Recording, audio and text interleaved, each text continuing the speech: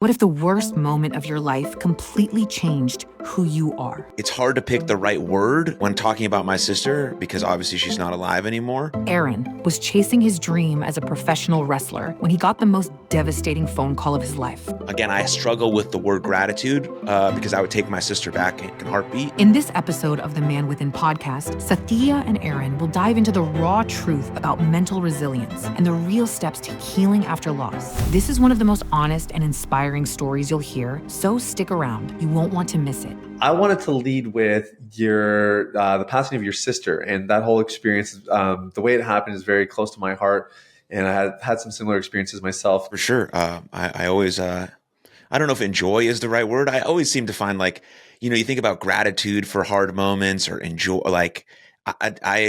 it's hard to pick the right word when talking about my sister because obviously she's not alive anymore. But there's some positive word that I haven't figured out the right one of it yet. But talking about her always brings a smile to my face because we had such a great relationship, and she was a huge supporter of me and my weird endeavors that I tried to explore before jumping into this sort of podcasting speaking space. But a little backstory is that I was a professional wrestler. So if you think like The Rock, John Cena, Hulk Hogan, maybe not Hulk Hogan. That guy kind of sucks now, but anyways, besides that, we'll think of The Rock. He's like the prototypical guy you think of in pro wrestling. Yeah. So I jumped into that space after I graduated college and was done playing baseball. How did that happen, by the way? How do you jump into that pro wrestling space? Like you were good at it, and then you enjoyed the entertainment aspect? Well, I fell in love with it when I was a kid. And I told my parents, hey, I'm going to be a professional baseball player or a professional wrestler. There's no other options. So those are cool. Let's go. Let's go. Down, yeah. And so I was fortunate enough to play, baseball at a really high level, and then had some offers to go play pro ball, but decided I didn't want to do that. I wanted to become a professional wrestler instead. So I moved back home. And basically, it's kind of like acting school. So I found a professional wrestling school, and they teach you the basics of how to fall, how to move, how to sell. And then you start to think about what your character might be, because that's really the most important part of being a professional wrestler is your character. It's basically what draws the fans into you. If you think of like an Avengers movie, that's basically what we're trying to create inside of a live action space. Like there's a good guy, there's a bad guy, there's a story arc. And I love superheroes. I love working out and sports. So wrestling was like the greatest sort of combination of all of those things. So jumped into professional wrestling. My name was Jackson Stone. Please wait till the end of this interview to go look that up. Everybody's going to go Google it. Yeah. Or else you'll see me in some weird sparkly gold underwear. If that's your fancy, that's cool for you, I guess. But super proud of that. I just like to make a joke of it. But that was my career. Speaking of my sister, she was at my very, very, very first professional wrestling match. She filmed it on her camera. It's actually still on YouTube. It's one of the only videos that I kept from my wrestling career on my YouTube channel still, just because it's very important to me. As I said, huge supporter of mine, came to a lot of my baseball games in college, was obviously there for my first wrestling match. And so that was my career. Started that in 2016. And then fast forward to 2018, which is the sort of the moment that everything changed for me. I was living in Philadelphia, exploring my dream as a professional wrestler. There just happened to be more wrestling in a more concise area in the East Coast. I was living with a guy named Wheeler Yuta, who's now a famous professional wrestler on TV. If you're into wrestling, or maybe you look him up on the internet. That's cool. But we were living together, trying to make it work in this really shitty apartment in Philadelphia, just trying to live out our dream. And it was awesome. He's still one of my best friends. He was a groomsman in my wedding recently. And then on September 3rd, 2018, I got a call, the worst phone call of my life, that my sister had just ended her own life. And so I give that backstory because professional wrestling is a lot of pretending to be something else. And for a time being, I needed that. I wanted to be someone else.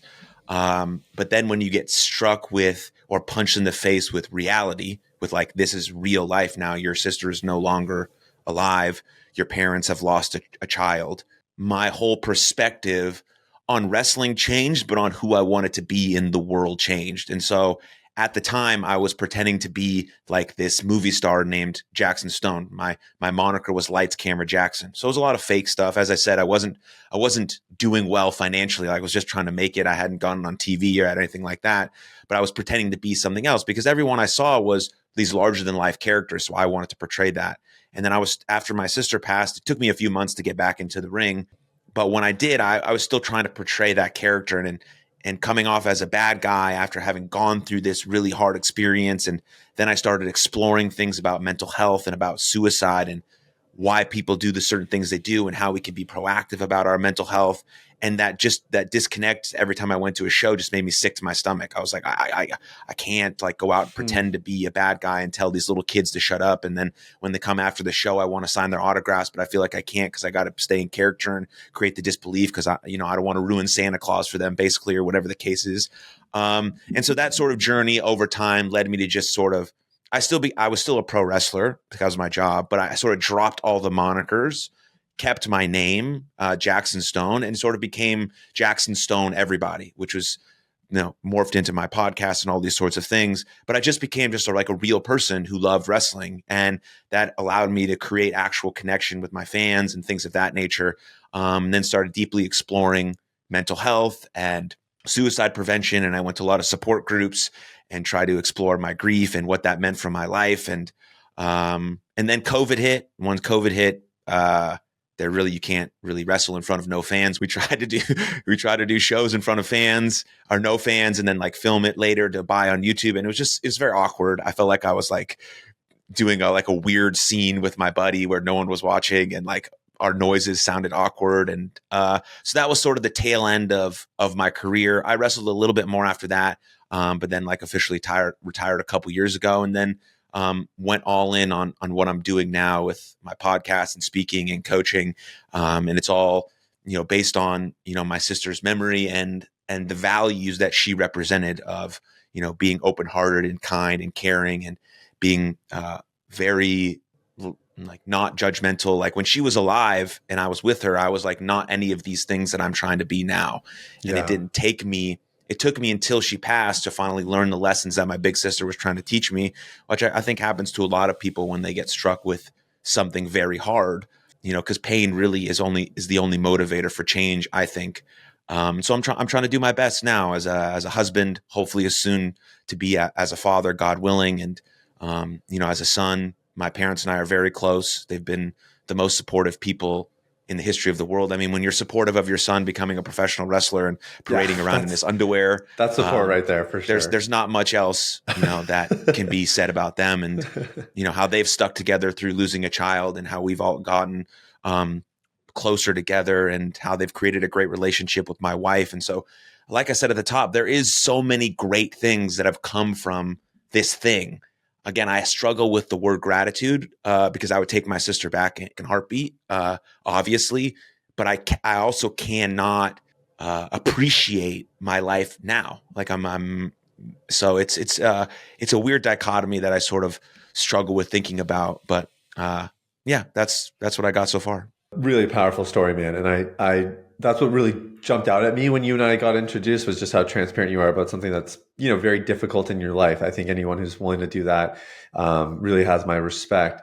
In your estimation, you mentioned your sister passed away 2018. So at the time of this recording, it's, 6 to 7 years, somewhere in that range.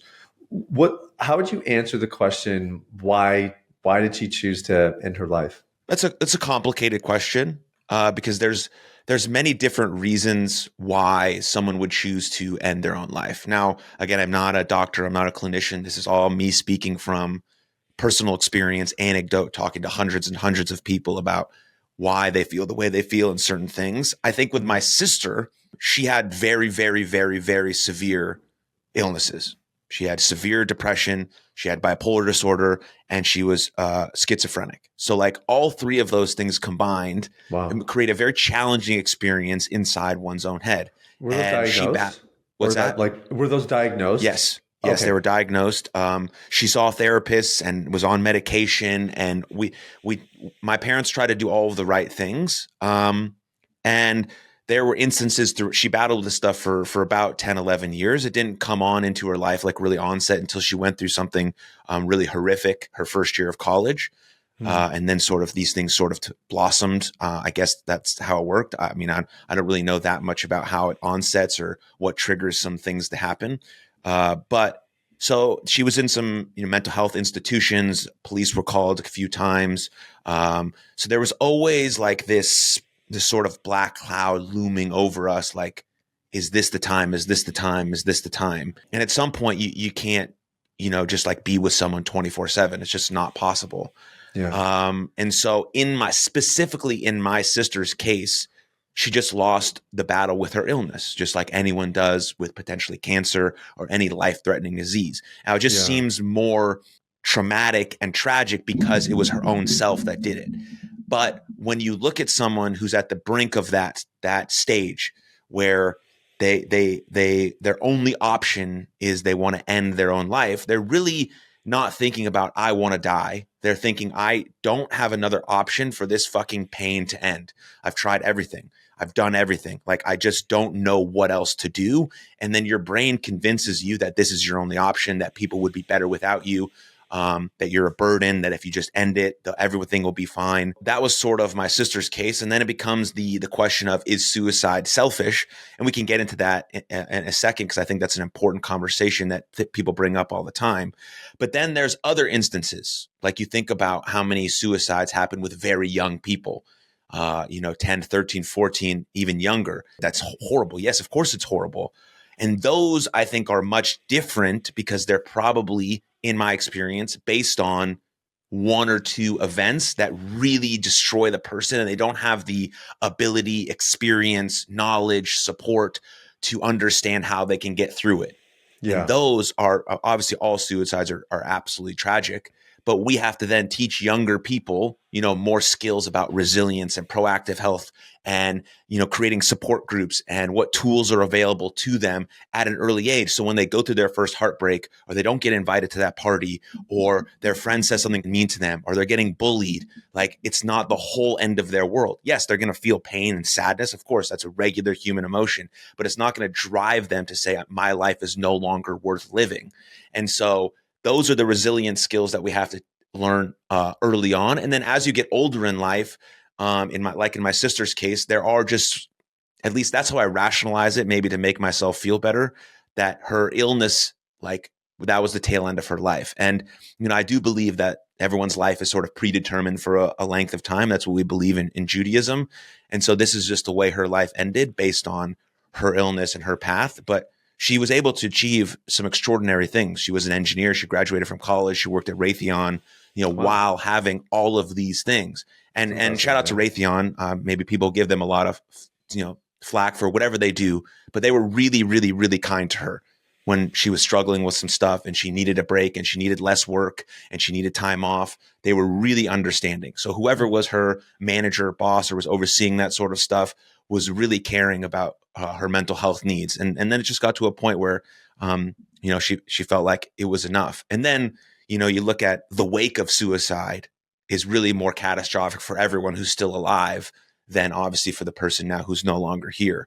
And that's very challenging for anyone for really the rest of your life, with the guilt and the shame. You try to work through it based on the things that you go through in support groups and therapy, but it always lives because that person always lives with you. And so I think that's where people get the adage that I think that's where suicide is selfish has kind of risen out of, right? Mm-hmm. And I do want to ask you about that in a minute.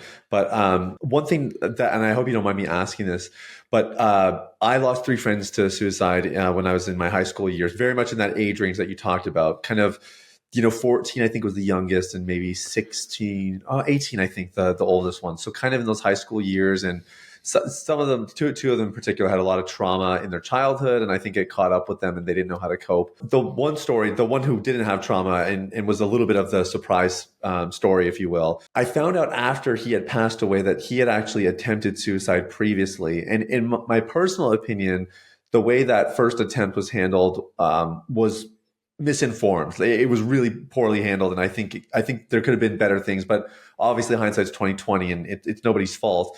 But it was an interesting part of the story that really increased my desire to see more awareness around suicide prevention and that sort of thing. And that's why I'm very passionate about the subject still to this day. Because you had kind of mentioned that it was lingering, like because your sister had these mental illnesses, there's always a risk. My wife also has lost a brother who had schizophrenia. And when she talks about those days leading up, the years leading up, it was always in the back of her head as well, just because the decision making is so erratic that things can flip very suddenly. And then they don't even know what decisions they're making because they're in a completely different state of mind that maybe the average person can't really understand. Is that the lingering that was going on? Were there other attempts? I'm just curious what gave you some clues or some inkling that like, wow, this is a legitimate risk just given her situation? Yeah, I mean, all of the above is accurate in her situation. In and out of mental health hospitals, seeing psychiatrists and therapists, and getting on different medications, and having trouble at her job, and having all these sorts of hallucinations that people are after her, and the government is after her, and things are after her, and there's someone always watching her, and calling the police to our house, and all these sorts of different things. So yeah, and then a couple attempts, some scary moments here and there. Yeah. And so you like, so that's sort of the indication. And then, I mean, I guess there's a couple options. You just put someone in a mental health institution forever, but I don't really think that's not a life to live. Like, my sister still did great stuff, and, had a relationship and a dog and a job and all these sorts of things. It was much harder at the tail end for her to keep everything going with how much was internal dialogue was happening inside of her brain in terms of what was real, what was not. But that's sort of the lingering feeling. And I wasn't living, my family lives near Dallas, and that's where my sister was living with my parents at the time. And I was living in Philadelphia, like I said. So I was sort of, potentially a little detached from the situation. And I think my mom also wanted to guard me from that because I was trying to chase this dream, and I have a little bit of a, what's the word? I don't know, guilt about, not being around. But what could I have done? I don't know. There's the questions you ask yourself every single day. If I had been there, lived with her, talking to her, hanging out with her, would things be different? But after 6 years, you start to sort of rationalize those feelings a little bit more than you do, super early on. But she was on everyone's brain constantly. And so, yeah, it's just a tough spot to be in, especially when you feel that way. Is suicide selfish? No, 100% not. And I think the issue is I understand the logic behind it. It makes sense. It does. It does make sense. And so I understand why people would say that this person took their life, especially in my sister's case, right? She had friends, family, people who really loved her. Why would she do that to them? But so I understand the rationale. I understand the logic. But if you've never been to that place of darkness, that unimaginable hell where you feel like the only option you have left is to end your life, I thank God that you've never had that feeling or don't know anyone who's had that feeling. That's a blessing. But then you don't really understand how a person can get to that point and what it feels like to be at that point. And so they are no longer feeling or thinking about their friends, their family, the great memories, the experiences, what could be next, what great show am I going to, anything that might be happening, the dog that's next to me. They're not thinking about any of those things because this black cloud has completely taken over them. And the only thing that's on their brain is, I have to get this pain to stop. There is no other way. Like, I have to have this pain ending. And the only way to do that is to take my own life. And so it's not selfish, but it is more complicated than this sort of random platitude that people say. And we have to be more intelligent with our language when talking about something like this, because the only way to stop suicide from happening more often is to talk about it more often, because it's something that we leave in the dark. Now, I'm sort of past the sort of mental health awareness thing. I'm sort of over it. I want mental health action. That's what needs to happen. Like, we're aware. We get it. Like, awareness is done. We need to move into some sort of proactive action that helps people equip themselves with tools and resources and communities that are actually going to help them in these moments. Because the point that my sister got to when she was by herself in her room thinking about this and then eventually doing it, we can't help that person there. They're gone, right? Yeah. But what about, all the other stuff? Like in my sister's case, we did everything we could, but what if that person never got the treatment, the help, the psychiatrist, the support, the family, the love, the medication, the conversations, all of that stuff? What if she never got any of that? Her life would have ended 8 years earlier, and that would have been, just as tragic, but we wouldn't have had those 8 years of with her. And so that's what we need to start thinking about. And when we just say suicide is selfish, we're diminishing the value of that person's life. And I will not have that. I will not have anyone disrespect my sister in that way by saying she was selfish because she took her own life, because she wasn't thinking about her family and her friend. Of course, she wasn't thinking about them. She was thinking about the unimaginable pain that she was going through. And so if we want to really honor the people that we love, that we've lost in any sort of domain, we can't reduce them to this simple, it was selfish, I can't believe they did that. No, it's much more complicated than that. And the problem with suicide is that we never really know why, because that person is gone. And unless they wrote a note or they did something that was like preemptive about it, we don't really know the true facts. And they never state how much they love the people that they're leaving unless they do a note, right? Which is very rare. And so that's why it seems so logical to just reduce it to, it's selfish, I'm done, the guilt is off me, I don't have to work on maybe my part in playing this thing, I can just move it to the side and say it was all that person. No, we all have a role to play in all of these things. Yeah, I think it's sort of the irony, like the people who have touted suicide as selfish, I think are actually touting it selfishly.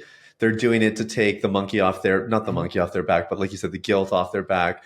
They're doing it to kind of somehow make sense of what's going on. And I agree, like it's, number one, it's inaccurate. I mean, anytime you hear about someone who's died by suicide and you hear about the stories and the kind of person they were, it's never selfish people, And I think you're right. There's what draws somebody to reach that conclusion. I remember that one of my friends that passed away was a really close friend. And I still remember thinking about like ending my own life after he had passed away, not because the pain was unimaginable and I wanted out, but just because he had experienced something that I couldn't comprehend. Like there was just that desire in me that wanted to just experience what he experienced so I would get it. Because I knew, I mean, we were only 14 years old, but I inherently knew like there was just, he reached some sort of place that I don't understand, and I think that part is often lost in this conversation, that like, if you're ever going to try to make sense of somebody's suicide, good luck, because you couldn't really understand what it's like to be where they are. And like you said, because they're gone, you'll never really get that chance. And that's something you have to kind of process and grieve, I guess. So I wanted to ask you, okay, if the adage suicide selfish is not helpful for processing it, and obviously inaccurate as well, what were the helpful things for you working through your sister's passing? Support groups, 100%, by far support groups. Because being in a room with people who know exactly how I feel, but are just a little bit farther on in their journey was so helpful, because I had to combat some very serious emotions that I wanted to neglect. So so getting inside of these support groups, I heard someone who was like 3 or 4 years in their journey after losing a sibling. And you can do very specific groups. It's not just, hey, I lost someone to suicide. It's like, I lost my dad, my sister, my cousin, my sibling. Like, so these people know exactly how you feel, because it's very hard to express to someone what might you feel if they've never experienced the loss of a suicide. And I don't want anyone to experience it ever, but it is a sort of a community that we're a part of. And so getting in those groups, I found my groups through the American Foundation for Suicide Prevention, which is an amazing resource for anyone to check out. They do events all over. They have support groups in areas. They're virtual. Anyways, go check out their website. That's how I found the information. And you can get linked into local communities, and you can do events. You can meet all these people who are passionate about these very important subjects. But anyways, I'm inside these groups, and this woman who's 3 or 4 years after losing her sibling, and I'm like, a year, 6 months to a year in, I can't remember the exact time frame, but very fresh, very raw, was basically trying to avoid my feelings by learning about mental health. So I was, trying to be this like virtuous, kind person, which I think I've become that, but it's not masquerading as something else. But then I want to ignore my feelings about my sister, and I just want to help other people because that's easier. Great. Okay. That makes sense. I'm hearing this person talk about relief. Why are you talking about relief? What are you relieved about? Your sibling is dead. What are you relieved about? And this person goes on to explain that now they no longer have to worry 24/7. They no longer have to think about their sibling 24/7. They can actually think about the good moments, the great memories, and they can live their life fully because there's not this looming darkness that's happening. And I was like, I would never feel relief about my sister dying. What's wrong with you? And then I'm processing this more over time. I meet this woman again. We have more conversations, more support groups. And I'm like, oh, like that's it. That's what I need to combat. That's what I'm feeling that I'm ignoring. I didn't feel a lot of guilt. I talked about maybe moving to Philadelphia. I felt a little bit of guilt, but my sister and I had a fantastic relationship always. And so there's not a lot of guilt there. There's always going to be what ifs. There's what if about what I ate for breakfast this morning. Like, what if I ate cereal? Like, the what ifs they don't bother me as much, right? There's not a lot of shame there because we had such a great relationship. We were open and honest. We talked about almost anything. So those twos were a bit easier to deal with. Talk about how I've dealt with my parents in a second and fears that came with that. But the most important emotion for me was this feeling of relief that I just didn't understand, that I didn't get, and that I thought was sort of cowardly to admit that I was feeling it because I didn't want to forget the memory of my sister. That's a huge thing when we lose anyone, whether it's to suicide or not. We're like, I can't forget this person.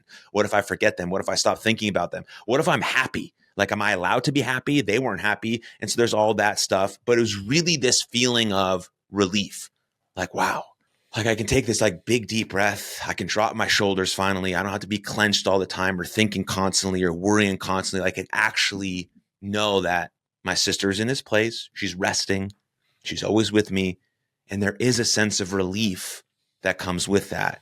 And so that was extraordinarily challenging and took me a while. But the only way that I got through that was actually seeing people who looked happy and healthy and had great relationships and also were still in love with their sibling and still had this love and affection, but it was an easier way of thinking about it for them because they had dropped this sense that I have to be thinking about them 24/7. And so there was that sense of relief, not only for me, but for my sister as well, that she's now not feeling the pain that she was feeling all of those years.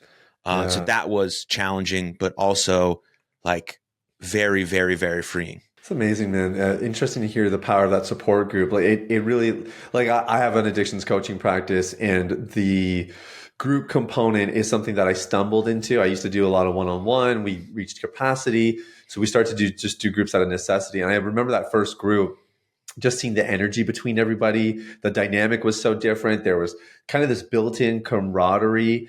And like you said, not everybody was at exactly the same level, but they were kind of within the range, I guess, where it made sense for them to all be around each other.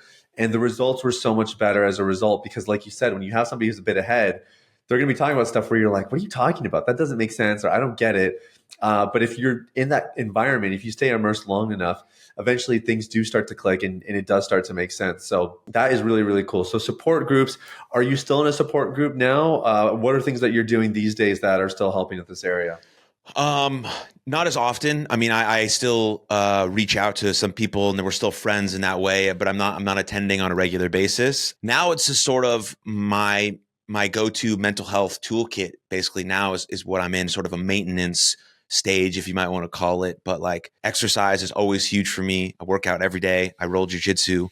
Those two things are incredible. I have a prayer/meditation practice that I do every single morning when I wake up. Those things are huge for me. I journal a lot. And so those three things have been sort of a maintenance practice for me, but mostly it's moving my body and, getting in some sort of deep breathing practice. And now I have a wife. I did not have that when my sister lost. I met my wife 3 years ago and sort of transformed my way of being before I met her.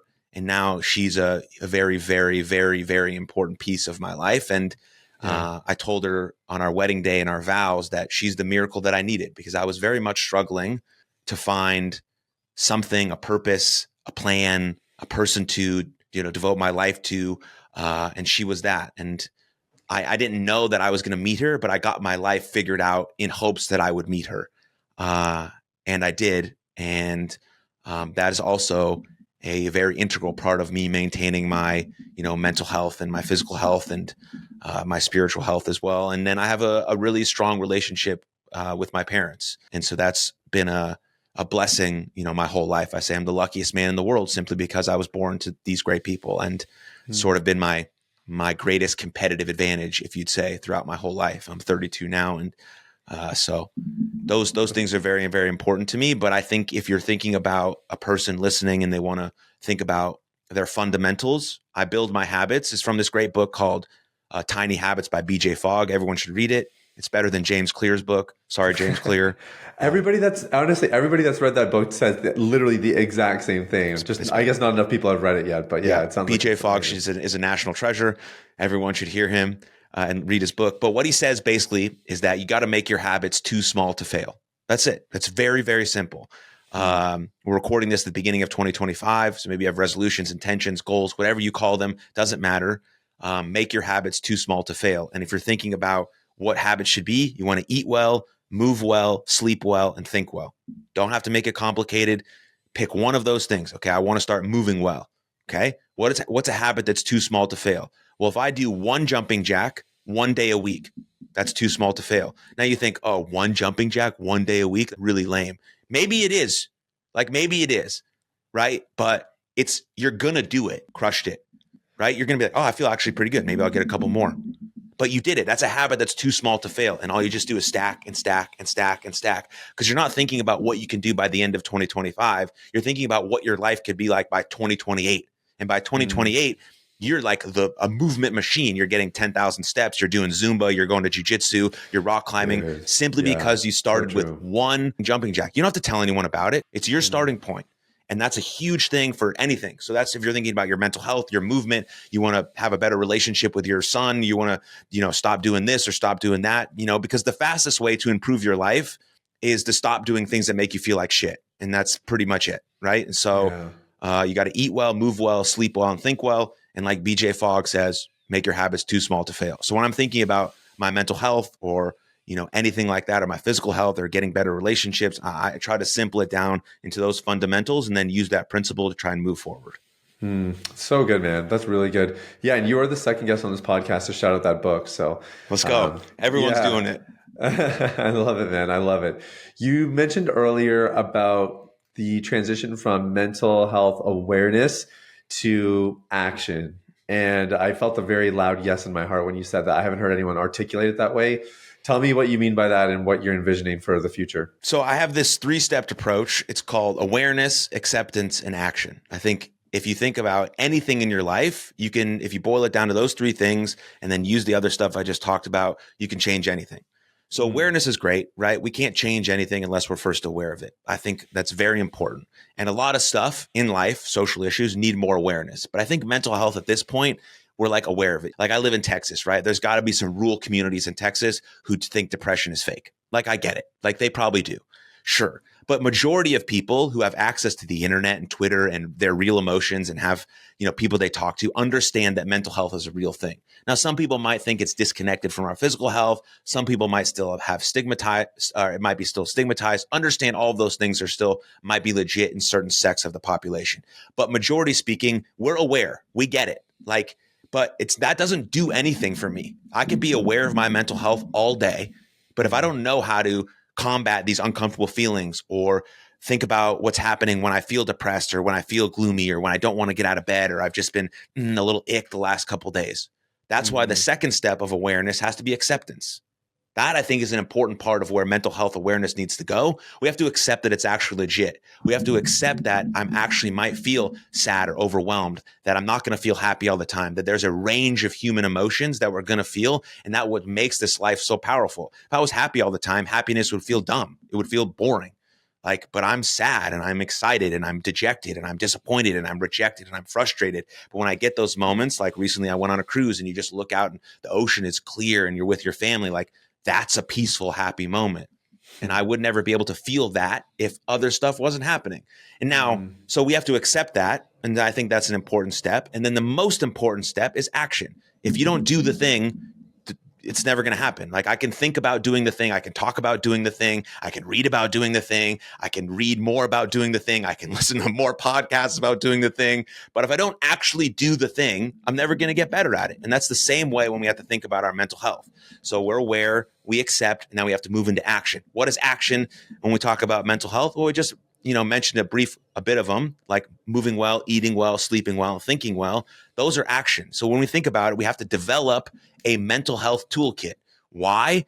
Because we can be proactive about our mental health. So I can do certain things every single day, no matter what, that I know are good for me, that I know are good for me. And then when that thing comes on, when I start to feel a little weird getting out of bed, or I'm just not having a great day, or something happens at work, or we have a hard conversation with our partner, or we're feeling sad, or if I'm a young person and I get rejected from a person that I like, I have a set of tools that I've already done over and over and over again that I know work for me, that I can now implement into my life to be proactive about it. So yes, I'm still going to feel sad, but now I can get out of that sadness just a little bit faster, so I don't spiral into it being sad for 3, 4, 5 weeks or more than that. So it turns into depression, and now I have to, do even more things. And now some of those things are just going to happen because they happen. And then we have some other set of practices that we might want to get to, maybe seeing a therapist or getting sort of things in that realm. But for the regular person, there are tons of stuff that we can do way before we even think about medication, because medication is not the first resort. There's other things that have to go into play. And so that's what I think about when I talk about mental health action. And so we have to start teaching people early on about these tools, about meditation, about journaling, about deep breathing, about exercise, about movement, about strong emotions, feelings, what to do with them, sense of agency, how to build confidence, what resilience is. All of these sets of skills that really, in my opinion, we only resort to teaching athletes because they're trying to be at peak performance. But I'm trying to be at peak performance too in my regular life. I'm trying to be the best dad, husband, mother, son, whatever. I'm just trying to be the best person I can be and navigate this very challenging world where there's a lot of hard shit that goes on all the time, and catastrophes and tragic things and unexplainable events. But I need to have a set of tools that I can go to no matter what, because we have to be able to stick to our protocols when we feel our worst. That's when we need to be able to stick to them. So if I'm doing them every single day, then it's a more part of my being, because self-care, people think about self-care a lot. This is really what it is. But self-care is not this thing I do every once in a while. Yeah, it's good to get a massage or get your nails done, or those are just things that you might like to do. But that's not self-care. Self-care is a commitment to your future self, and something that you mark in your calendar every single day. And so there's some questions that you can ask yourself to start understanding where you should start.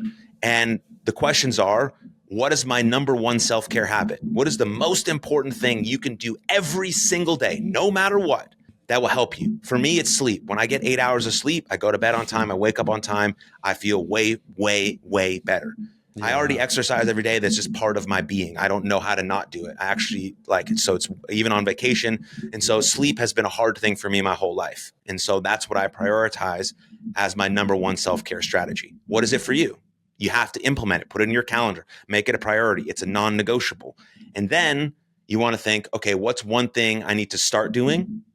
And what's one thing I need to stop doing?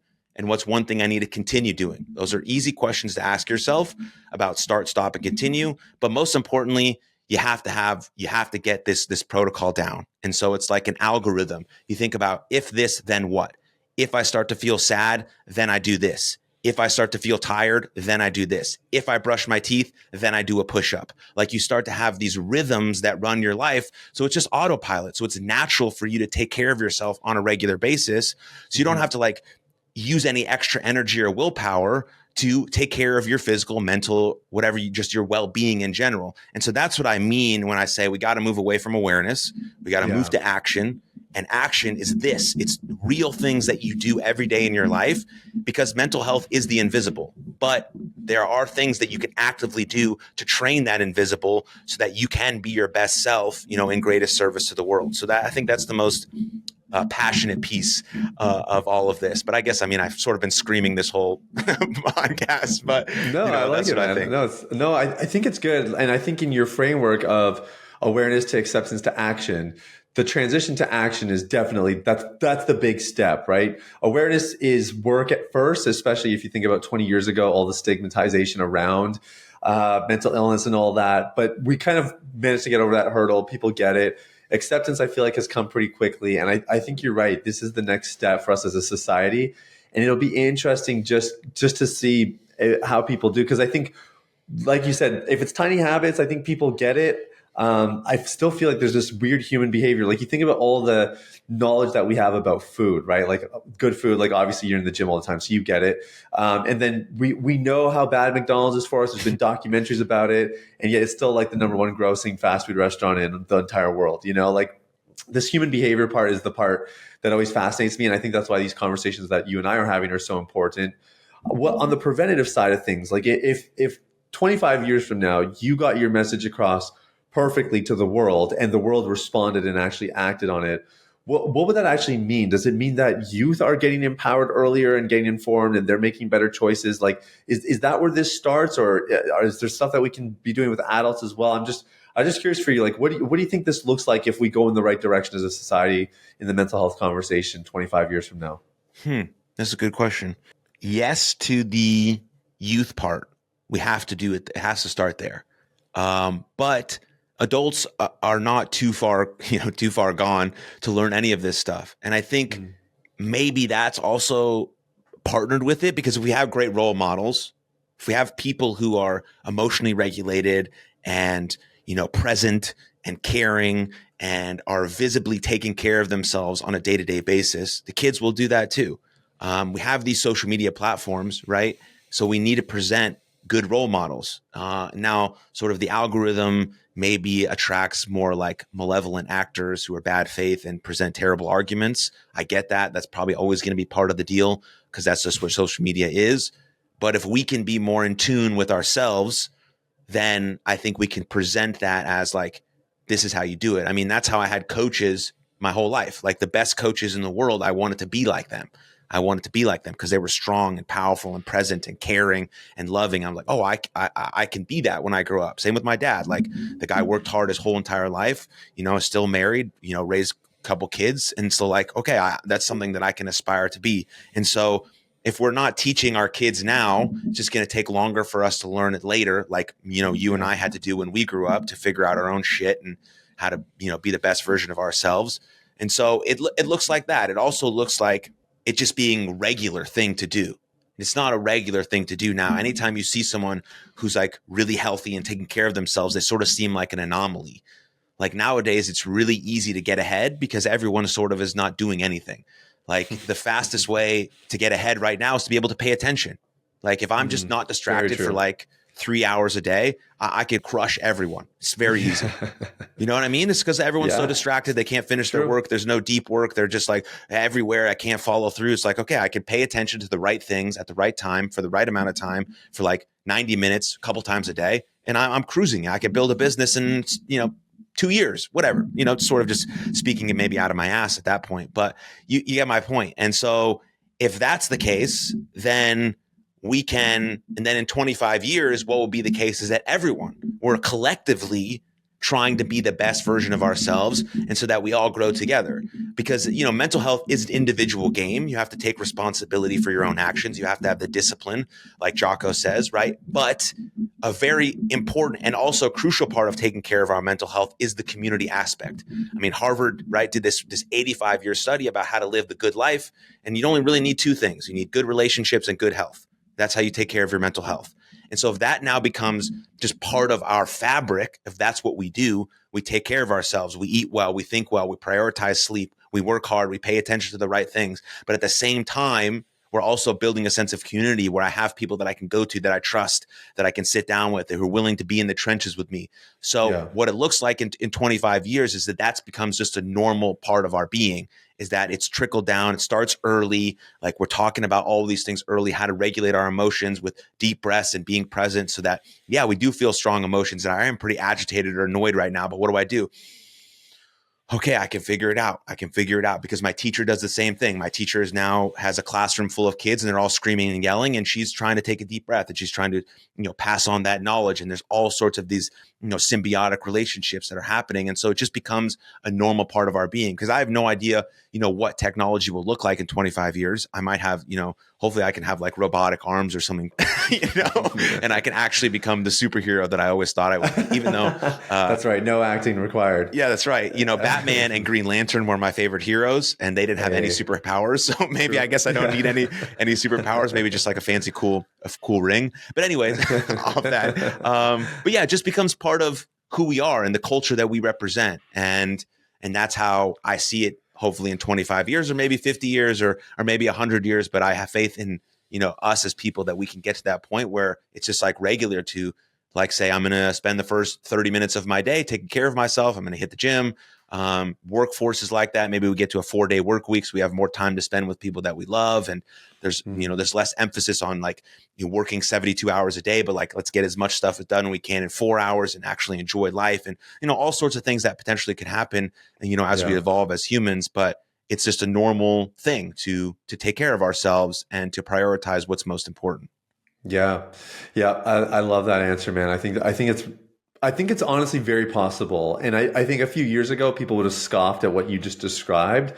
But I do feel like a shift in the narrative, just people realizing this like hustle and grind, work your butt off 24 hours a day, 7 days a week. Like it's burning people out, and there's some reasons, that people work more is, you could get into the economy and financials and all that kind of stuff. But I do agree. I think there is a world where we really take better care of ourselves, and even the structures within society allow us to do that.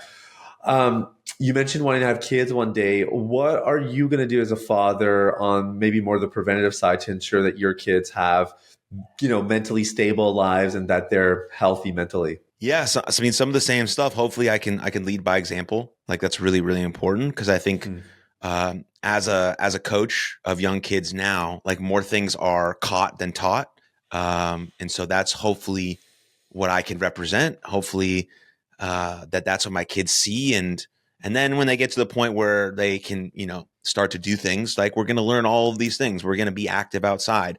We're going to learn how to regulate our emotions with deep breaths. We're going to write things down. We're going to try to express ourselves and things of that nature. But most importantly, I want to try and be a role model. And from talking to, a lot of my friends who have kids now, it's a glaring reminder of all of your imperfections. And so hopefully I'll be able to continue to work on myself, while trying to, be great for my kids. And I had great role models with my parents. And so my wife is also a rock star.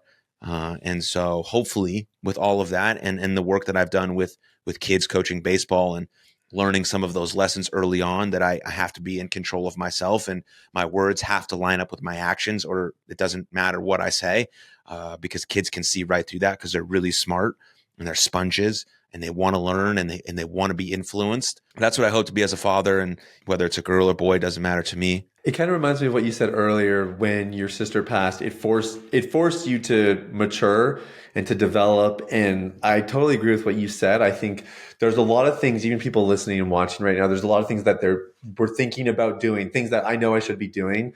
But sometimes it takes that tipping point, or it takes something to push us over the edge. But you said that maturation and that development is what made you the person that was able to attract your wife, who's now this incredible support to you. And I'm sure you can't imagine your life without her. And it kind of sounds very similar, like as you continue to grow and develop. And I think this is a good word for anybody out there who wants to have kids one day. I think the growth and the development, the work that you put in before you become a parent really starts to then shine when you become a parent. Because I'm new to fatherhood. My son is 15 months, but I will say, like, he's an amazing little boy. And yeah, there's definitely even parts from already I see that I'm like, oh wow, you really got some interesting things from your dad. But there's a bunch of things that I see in him that I love, and I'm like, man, I can't wait to like stoke that fire and foster that a little bit more as he continues to grow and develop. And a lot of it is a reflection of areas where I've, done work and grown in and improved in. So it's awesome, man. Dude, I'm so grateful to have you on the pod. For people that want to find out more about what you're doing, what's the best way for them to do that? Easiest way is my website, just my name, AaronMachbitz.com. If they want to listen to the podcast, something for everybody on everywhere you get your podcasts. And I do have a nonprofit mental health that's centered around my sister's story. It's called You Are Loved. You can go to youarelovedlife.com if you want to learn more about my sister's story and some videos that we've created. But it's all really connected with me and Aaron Machbitz and my podcast. And if you enjoyed this conversation, then you'll enjoy sort of all the ones that I have on my podcast with guests and solo episodes, and soon to be with you, and all sorts of things like that. Yeah, I'm excited to be on it, man. Thanks so much for your time, and we'll talk again soon. Absolutely. Thank you very much.